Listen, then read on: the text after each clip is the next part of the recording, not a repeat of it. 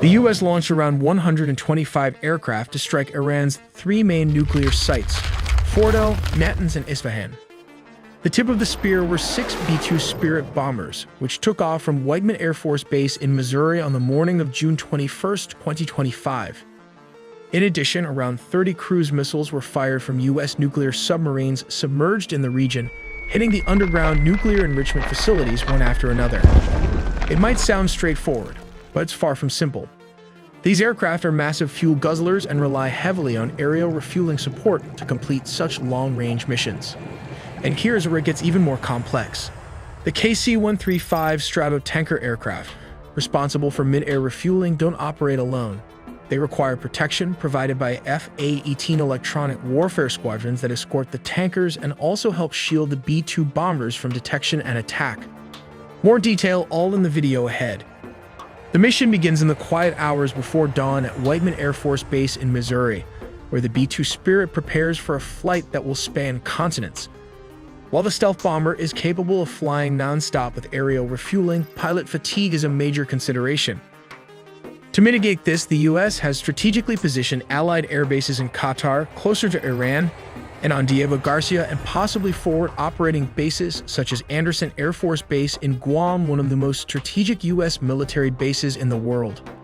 By redeploying several B-2 Spirit bombers from the 509th Bomb Wing to Diego Garcia, the U.S. ensures a secure launch point for operations across the Middle East, Africa, and the Indo-Pacific. A carefully calculated military strategy that enhances both survivability and operational reach. But they were also escorted by aircraft carriers and submarines. Across the Arabian Sea, F/A-18 Super Hornets and EA-18G Growler launch from the decks of U.S. carriers, their roles already defined. Some will clear a path through Iran's air defenses, while others will guard the tankers that keep the entire operation airborne.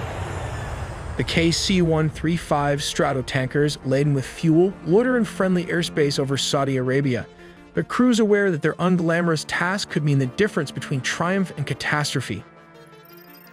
As the B-2s lift off, their jagged silhouettes blend into the night sky. Stealth is their shield, but distance is their enemy. Hours into the flight, they rendezvous with tankers flying over the canal, gulping fuel midair as F/A-18s circle protectively. The Growlers emit a cacophony of electronic noise masking the strike group's movements. Meanwhile, in underground command centers, U.S. analysts watch real-time feeds ready to redirect forces if Iran's radars flicker to light. Crossing into Iranian airspace is no easy task. The B-2s must climb to an extremely high altitude, their routes meticulously plotted to avoid known missile sites. Below the landscape, a vast stretch of mountains and deserts offers little cover, but the bombers' radar-absorbing skin helps them slip past enemy detection. As the targets come within range, the crews face a critical decision: launch standoff missiles from hundreds of miles away or descend to drop bunker-busting bombs directly onto fortified sites. There are different bunker buster bombs of different caliber, but what sets it apart from the rest is this GBU-57, which is typically delivered by the B-2 Spirit stealth bomber. Due to the bomb's large size and weight, the aircraft can carry only 2 of these weapons in its bomb bay compartments. While it lacks thrusters, the weapon is equipped with 4 active lattice fins and a precision guidance system that enables it to glide accurately to its target using military-grade GPS. Constructed from a specially designed high-performance steel alloy, using its weight when falling under gravity to penetrate or dig itself up to 200 feet of underground soil or concrete. But it's not that easy. Iran's air defenses remain a formidable threat. MiG-29s and aging F-14s may not be cutting edge, but they can still be dangerous if they're lucky enough to intercept a B-2 stealth bombers. The stealth bombers have virtually no dogfighting capability, and Iranian ground controllers, struggling to cut through the electronic jamming, vector their fighters toward the incoming bombers. But the U.S. military has its own countermeasures. EA-18 Growler, flooding Iranian frequencies with static to disrupt communications and targeting systems. Confusion spreads, making it harder for enemy pilots to coordinate. If Iranian fighter jets manage to get close, the F/A-18s are waiting. Guided by airborne warning and control system aircraft orbiting safely offshore, they engage with long-range missiles, forcing Iranian pilots to either break off or face certain destruction. The B-2s will now be racing westward to avoid Iranian air defense system. Behind them, the sky churns with chaos. SAM sites reactivated in desperation unleash salvos that spiral harmlessly into empty air, duped by decoys. Growlers continue their electronic siege, while reserve F-18s surge forward to reinforce the retreat. Over Iraq, the bombers meet tankers again, gulping fuel as F-22 Raptors join the escort, their sensors scanning for threats the Iranians might get muster. Let's take a look at how this works. Step 1. The bomb deployment platform. As previously mentioned, a B-2 stealth bomber flies at a very high altitude. When the aircraft reaches the designated location and the conditions are optimal, it releases the weapon. The bomb is designed for precision, and the deployment height plays a crucial role in its trajectory and effectiveness. Then Step 2 comes the targeting precision. The bomb is outfitted with advanced guidance technology, including GPS and inertial navigation systems, which are military-grade satellites. Then comes Step 3, that is adjusting the trajectory. The guidance information and data is then transmitted to the bomb's 4-lattice motors fins located at the rear. These fins can move and adjust in real time, allowing the bomb to correct its course as it descends under the force of gravity. These adjustments are essential because the weapon does not have thrusters to change its trajectory. Instead, it relies on the movement of these fins and a high-altitude drop to control its flight path.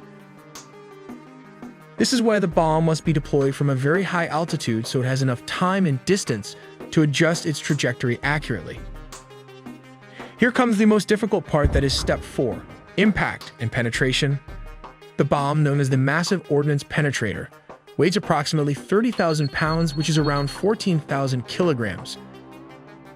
When it reaches its target, it strikes with immense force, designed to penetrate deep into hardened structures, such as bunkers.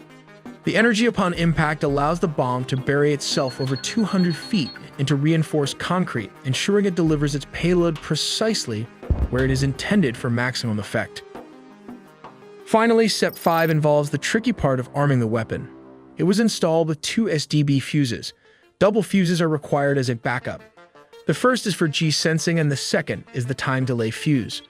Why the redesign was necessary, it was to ensure that the bomb could strike facilities buried beneath significant layers of hardened material.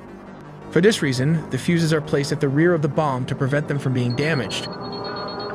Once the time delay or the G-sensing fuse reaches its destination, it can blow up, creating a mini earthquake that can bury bunkers and 20-story buildings inside them.